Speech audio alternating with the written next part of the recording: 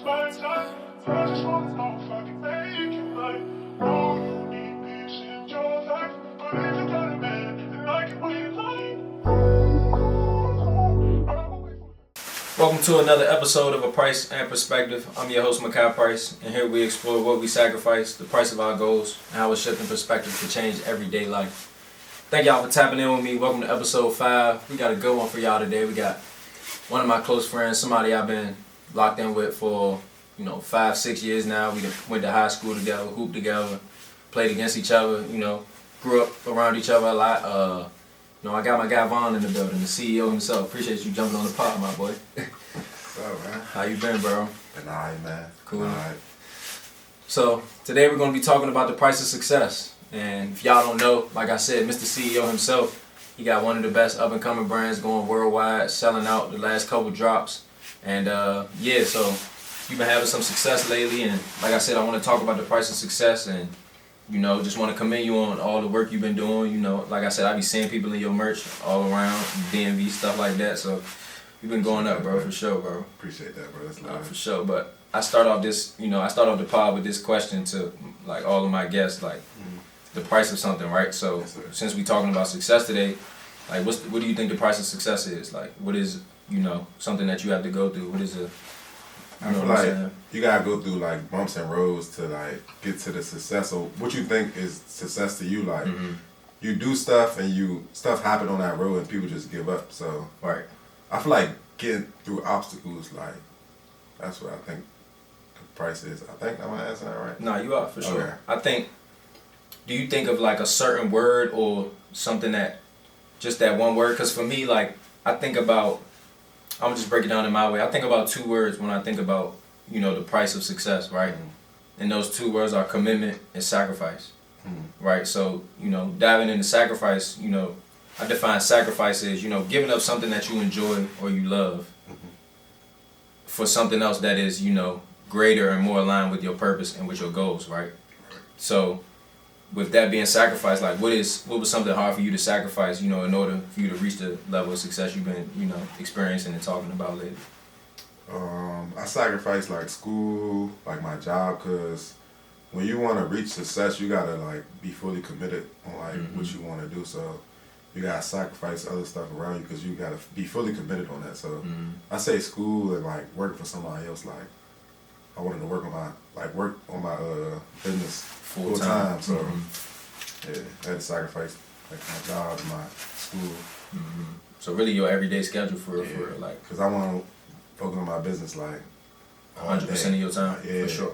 For sure. I think about, like I feel like, when you talking about success and talking about sacrifice, I feel like the main thing that you have to sacrifice if you want to succeed is chill time, right? And what I mean by that is, like one, what you do with your chill time determines your success. Facts. So for me, like sacrificing that chill time, it puts me in the mindset of creation over consumption, education over entertainment. Because to be successful, you have to study, you have to learn new things, right? And like to be successful, you have to treat learning as an everyday thing, right? So that means, reading up on stuff, studying what you want to do, ways to be efficient in it. And also you have to humble yourself to know that what you don't know is what you don't know. So when you don't know something, that requires you to read, that requires you to study up on it, stuff like that. So that's what I just think about with sacrifice. You gotta sacrifice you have to sacrifice your chill time. You have to, put in more work on your downtime than it is when you might have a job or you might got these certain other things you're doing, but when that time that you get to just watch TV or play the game, stuff like that, work on your craft. So with sacrificing your time to learn more about fashion, and who and maybe what did you study in order to learn how to be more efficient and be better with your own brand.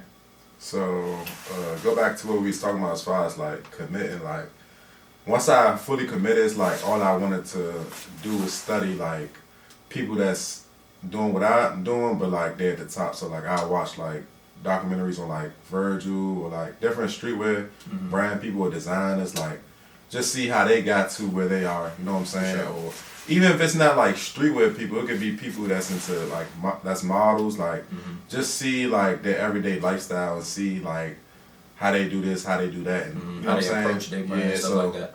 Just really that for real. Just studying people that's in the streetwear industry and just like fashion people for real. Do you have a inspiration?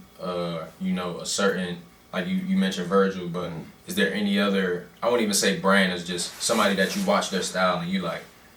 I could put my own thing together, and you know, he kind of got his own swag. I want to make my own swag, and you know, for the people and stuff like that. So, what was like a mogul or somebody in the industry, or you know, anybody? It could be somebody like in your family, anybody's fashion that really inspired you to like go into fashion for real. I feel like it's Virgil, like For real. yeah, just like watching his like interviews. You know what I'm saying? How he interact with people. He's just like a genuine person. You know what I'm saying? That's how I try to be every day. Like no matter how far I go, I'm just gonna be the same person. You know what I'm saying? I'm never gonna get too big headed. Like just be genuine. You know what I'm saying? And people gonna see that and want to continue to like help you get to where you want to be. So I say Virgil for sure. For sure. I think about, like for me too, I kind of take away different things from different podcasts that I watch and, you know, try to implement it into my own way and stuff like that. Like for me, I watch this Christian podcast called In Totality. It's this lady named Megan Ashley. She just, you know, talks about how to be better in your spiritual walk with the Lord, stuff like that. And I like the podcast because one, it carries heavy conviction and like, you always leave the episode knowing that like I can get better at something, but it also is like a community-based people of, you know, you're not alone in your walk, stuff like that. I also watch, you know, the Mallory Bros podcast, these two twins that they react to music, they got their own podcast, but what I take away from theirs is just like the vibe of the podcast and how authentic it is, stuff like that. Like them genuinely being themselves and expressing themselves in their art and in their work, stuff like that. So when you say, you know, you take away stuff from Virgil, I kind of think about what I take away from people with podcasts and people in the, you know, the lane that I'm trying to go in for sure. But, you know, just talking about that second price you have to pay in order to succeed, which is commitment, right? Like, commitment is defined as doing what you, like, sticking with what you set out to do when the mood that you set it in has left you. So we all have started something, right? And we started in the mindset of, okay, this is gonna work. Like I'm geeked to do it. You wake up a whole week, you know, a whole month, like this is good. But commitment comes in when you keep doing that thing you don't want to do it, or you know the result of what you're looking for isn't, you know, how it panned out to be, how you planned it, you know, how you planned it out to be, you know. So with hearing commitment defined as that, did you ever, you know, have a time, or do you still have those times when you want to stop your brand because it isn't going the way you want to? And also, at what point did you tell yourself, I'm fully committed and I'm not stopping no matter what the numbers look like, no matter how I'm feeling today? Right.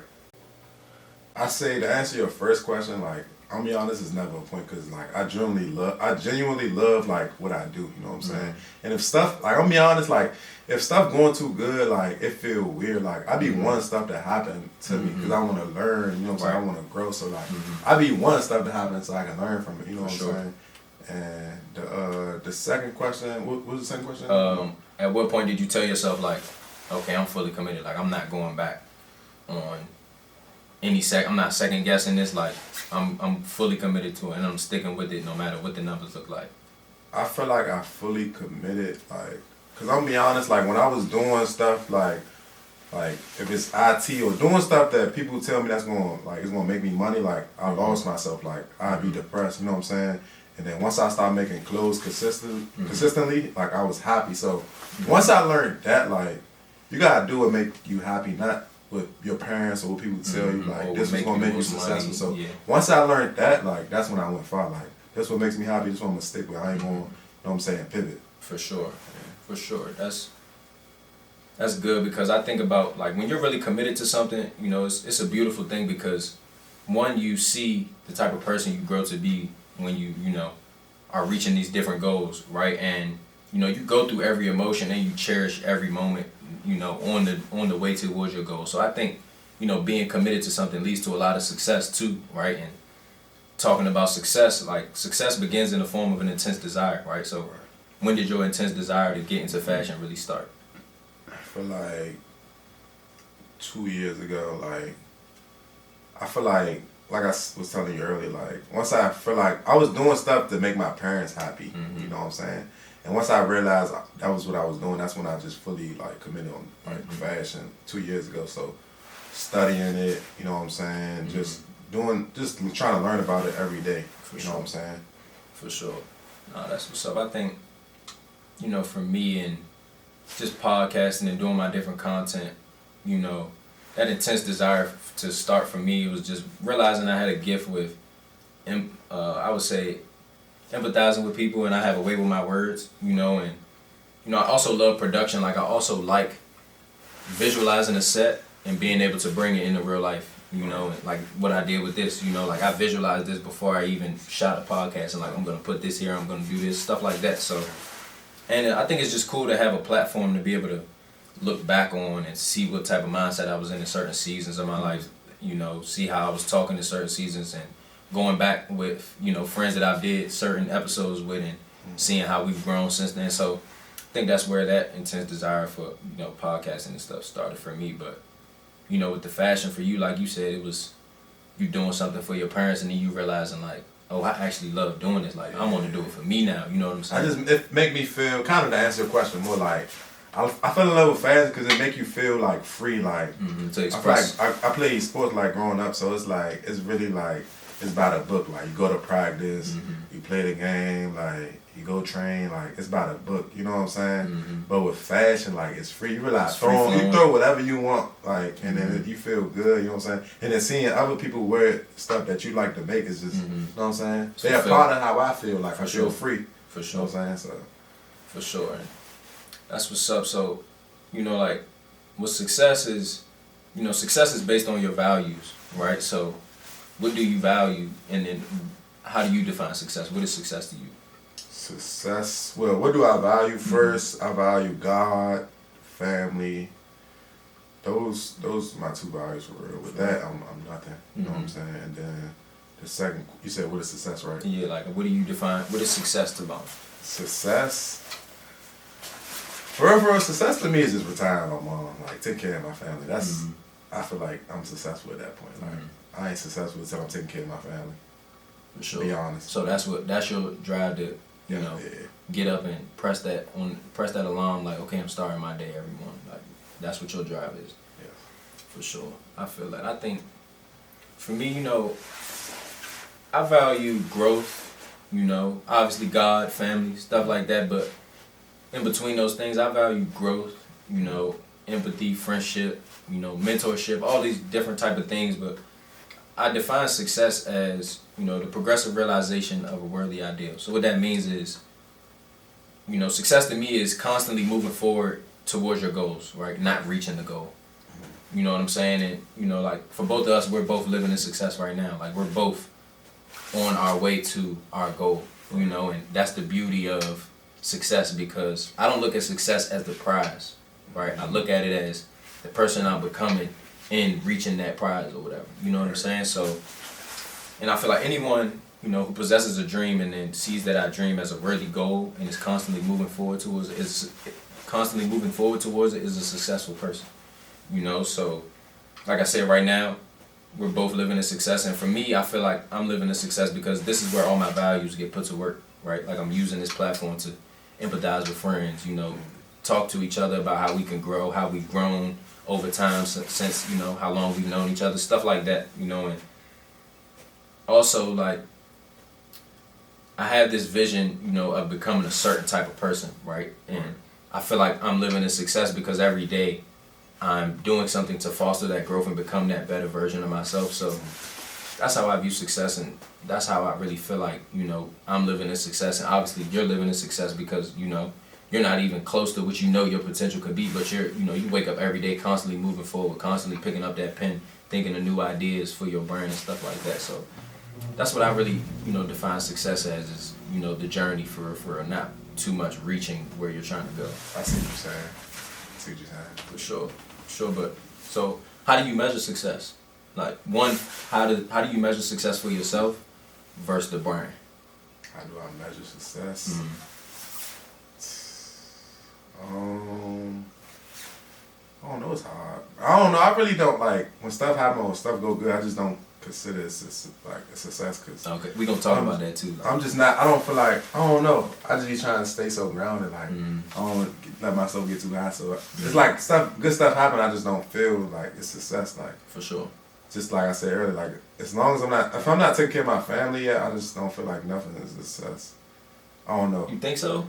That's just how I am. I'm trying to tell you. Like, So even you ask people around me, that's how I carry it. That's why. Right. So that's why people say I'm so humble. Like right. stuff that be good happening to me, I just be like still just not low, but like I just be the same. You know, like, you just I don't humble. feel like it's a success. Like, Yeah. You know what I'm saying? I think, and that's interesting. I got a question for you later. I'm gonna ask you about that. And, you know, but you know, measuring success for me, I feel like I measure success based on how I'm progressing and how I'm evolving over time, right? And also measure success, by the impact I have on people. People let me know like my content on my podcast has helped them, or my words in real life, have helped them. And I also, measure success by like how much I step out of my comfort zone and do something I don't really want to do, but it will help me for the future me, and doing that thing I don't really want to do right now, but I'm gonna do it anyways. I think that's really how I measure success. Just a lot of growth and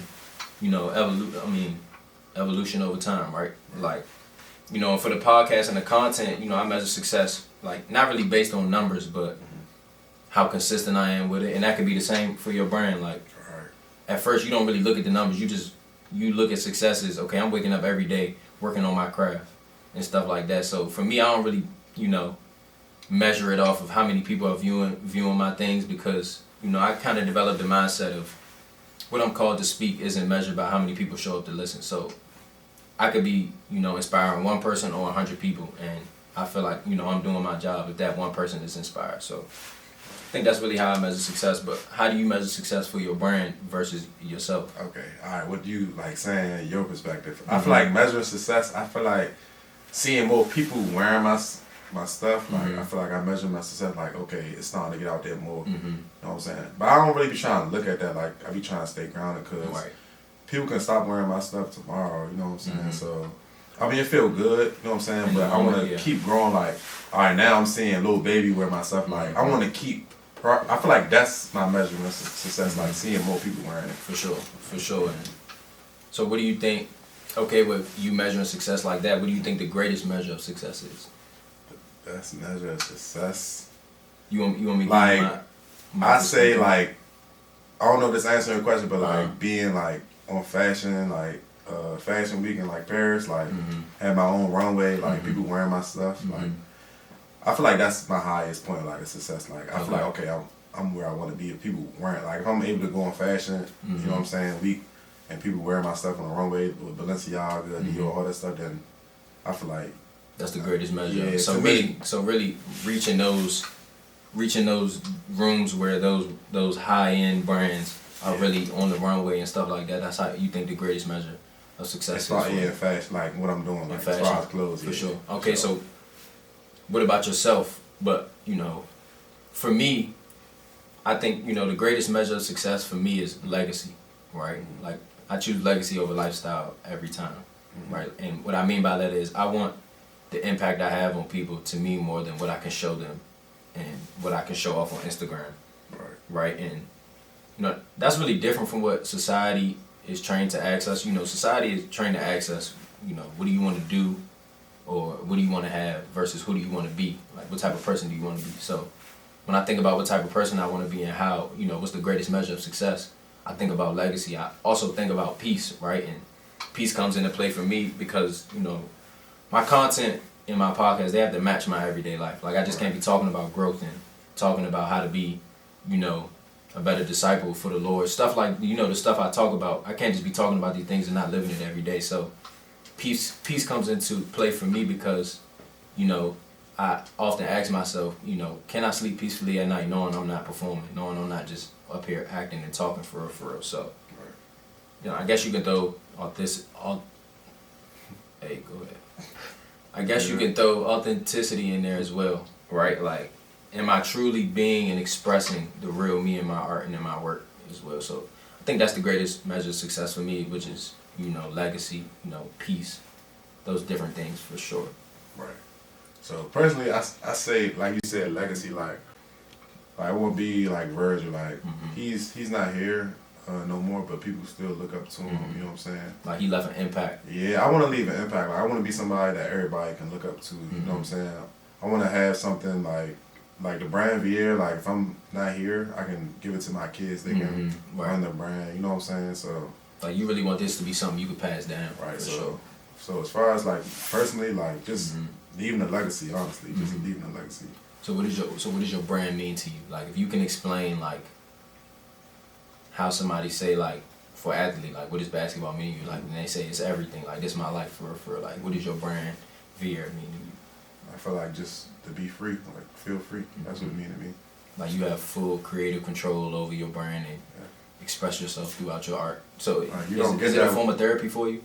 Yeah, like playing sports, like you don't get that freedom. Like working a 9 to 5, you don't get that freedom. Like I get to design whatever I want and put on clothes. Like Whenever you want. yeah. That's what's up, bro.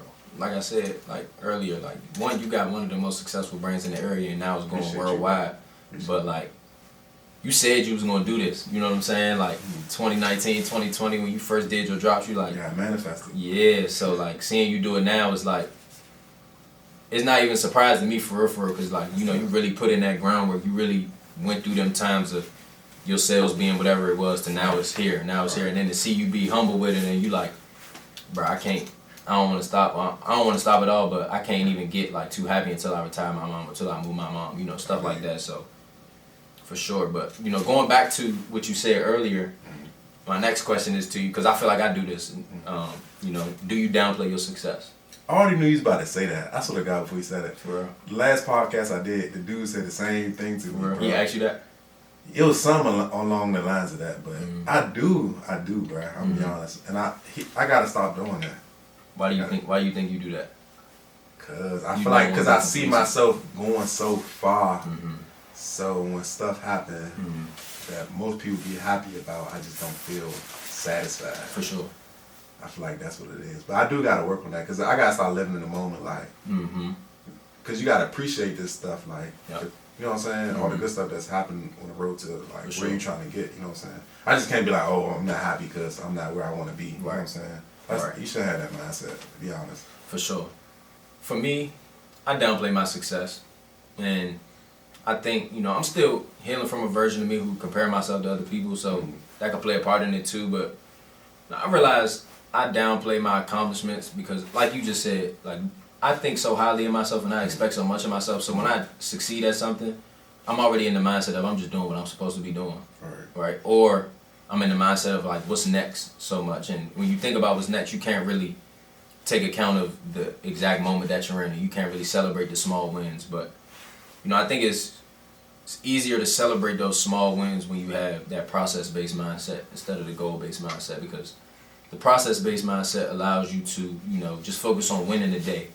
And when you win the day, you celebrate winning the day. But when the goal-based mindset, like you said, you just take on, I'm just not about to be happy because I ain't reached the goal so much. But, you know, talking about success, like I said, it's not so much about reaching your goal. It's about the person you become reaching your goal. And it's about, you know, celebrating those small wins and stuff like that. So I think, you know, that's definitely why I downplay my success. But, you know, I think a lot of people downplay their success because of one main reason. I feel like, you know, they look at the result of their activity as a signal of how they're living or how successful they are.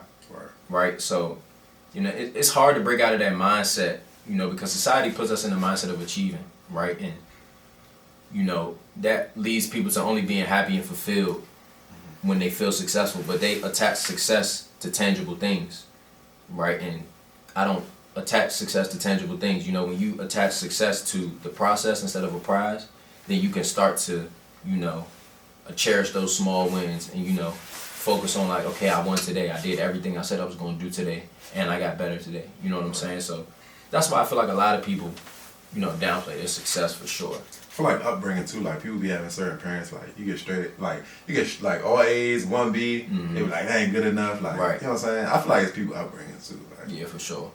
For sure. And we kind of the first generation to grow up in the era of like being able to see what everybody's doing in real time, right? versus, you know, before us it was just what you seen on your block all day or what you seen in your neighborhood, stuff like that. But with us having phones and social media, stuff like that, like you really can fall into comparing yourself into other people, like not even knowing you're doing it for real. So I think our generation definitely, you know, suffers from comparing ourselves to others and downplaying our success for sure. But you know, the last thing I just wanted to talk about is, you know, some setbacks and failures that you've been through, right?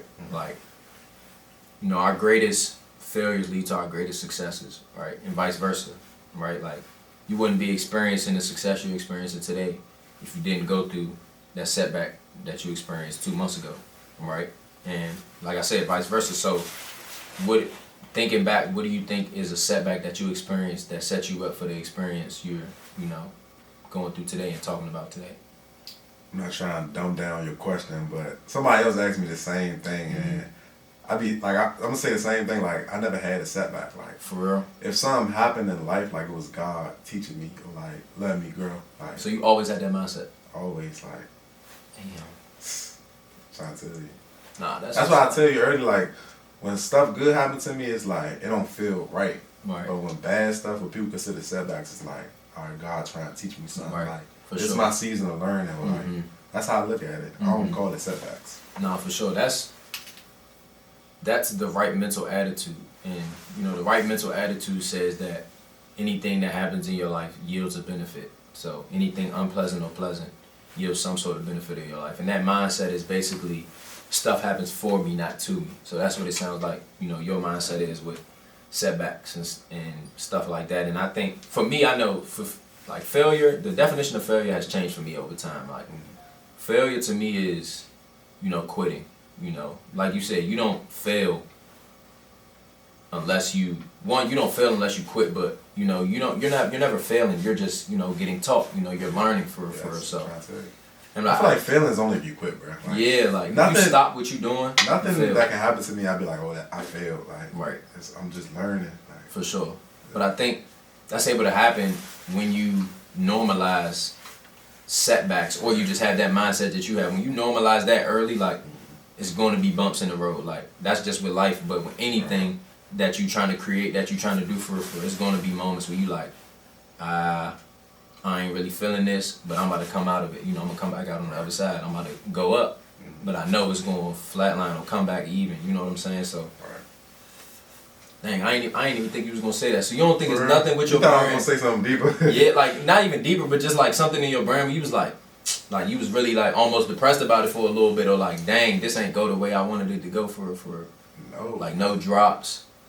Cause you gotta look at it, it's like basketball. Like, if you, like, let's say you have a game, right? You have a bad game. It's like, all right, you just say, I gotta work on this. Like, you didn't like shoot good. All right, just go to the gym and work on your shot. Like, I just don't look at it as a setback. Like, you know what I'm saying? So if you have a bad game, is that considered a setback?